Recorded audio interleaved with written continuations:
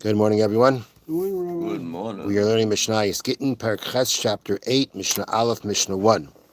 Today's Mishnah is sponsored by the Garland children, L'zeich HaNishmas, in memory of their uncle, Gabriel ben Meshnachem, and Hashem should have an aliyah. Amen. Okay. Hazayrek get le'ishtay. Somebody throws a get to his wife, meaning he didn't hand it to her. The Torah says, even though the Torah says, V'nasan biyada, given her hand, doesn't have to, specifically, the Mishnah is going to tell us, it doesn't have to specifically get into her hand. And she is inside her house or inside her courtyard. Halacha is that this woman is considered divorced. Even though, again, it didn't come into her hand, but her domain is considered like her hand. All right? Now, let's read you something from the notes here.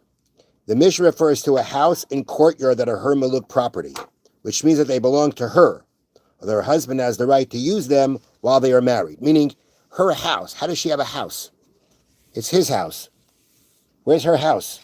Inherited. The answer is, it's called maluk, which means she brought these properties into her house. She brought it into the marriage, and the husband has the rights of usage, but the property is hers. And therefore, in the case where he basically throws the get and it lands in her property, since it's her property, therefore it can acquire for her. Now, what the Bartanura points out is that in order for her property to be considered like her hand, like again, the Torah says, "V'nasan biyada," you'll give it in her hand, and the Gemara tells us that we're able to derive from the words that it doesn't have to specifically be in her hand, but something that's like her hand, which means her property, her domain. Okay? But in order for that to happen, she must be standing either in it or next to it. If you want it to be like her hand, she has to be next to it. It's not enough for her it's her property. It's not exactly going in her hand, but just like her hand is always next to her, so too, for her property to be considered like her hand, she has to be next to it. Thus, when the Mishnah says that she is standing in her house or courtyard, it means either in them or next to them. And it needs to be that way. It says she is in her house. She is in her chutzner. It's not just enough that it's hers. She has to be there. Why? Because in order for it to be considered like her hand, she has to be next to it. Okay? That's the first part of the Mishnah.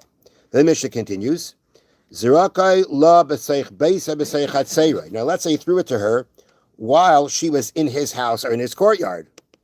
Afilahu ima b'mita. Even if the get lands up in her own bed. Eina b'gereshes. She's not divorced. Because at the end of the day, whose domain is she in? His house and courtyard cannot acquire anything for her. Even the bed she uses in his house cannot acquire the get for her, since it's not hers. Everything belongs to the husband. It may be her bed in the sense that's what she uses, but this is his domain. This is his thing. And it's his house. It's his property. And therefore, she has no way of acquiring the get. Now, they bring down, however, if the bed belongs to her, and it's high enough off the floor to be considered a separate area, her bed does acquire the get for her, and she's divorced. So it's possible it should be that way. But the point is, there is also the way that it lands up in her bed, she's in the bed, but it's not going to help, because just because it's called her bed, it's not hers, it's his domain. If it's his domain, it can't acquire for her. And they say there are possibilities where the bed can be considered its own domain, and if it's actually hers, then it could work. All right.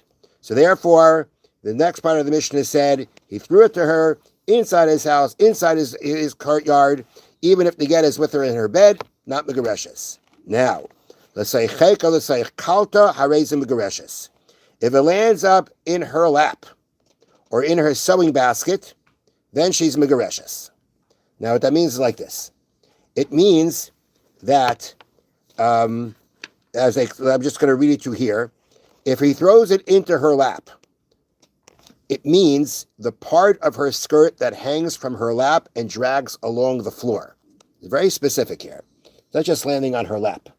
It really means it's landing on the part of her skirt that hangs from her lap and drags on the floor. Or the sewing basket we're talking about, is a sewing basket that is sitting on the floor. Harezim Megureshes, in these cases, she is divorced, even if she and her basket are in his house. Why is that? Because the area under her clothing and basket is considered on loan to her while she is using it. Meaning, a person's possessions cannot acquire things for him from someone else while they are in that person's property. Meaning, it's her basket, right? It's her sewing basket. It's hers, right? But as long as she's in his domain, right? She's carrying it in his domain, it's not going to help. She's not going to be able to acquire it. If you're trying to acquire something from someone and you're in that person's property, in that person's domain, your possessions cannot acquire for you anything. Nevertheless, in her lap and sewing basket acquire they get from her husband, because a husband does not mind if his wife's clothing drags on the ground or if she puts her basket down on the floor. In effect, he lends her that part of his property for as long as she uses it. Therefore, her skirt and basket are not considered to be in her husband's property when the get lands on them. So it's landing on them, it's her possession. The fact that it's in his domain isn't a problem, because in these cases, like when her clothing drags on the ground or when she puts her basket down, the husband essentially lets her use that area. He essentially lends it to her as long as she uses it. So it comes out now that her possessions are not in his domain, it's in her domain, because he's lending her that area where her dress drags on the floor or where she puts down the basket, and therefore now it's her possessions, it's in her domain, so it's good. So basically we have a chutzner, it's considered her courtyard.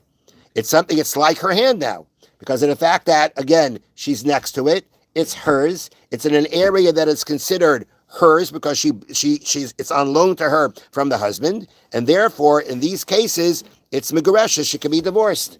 So that's what it means when it says in her lap or into her basket, not just simply on her lap or in her basket. It's more detailed than that.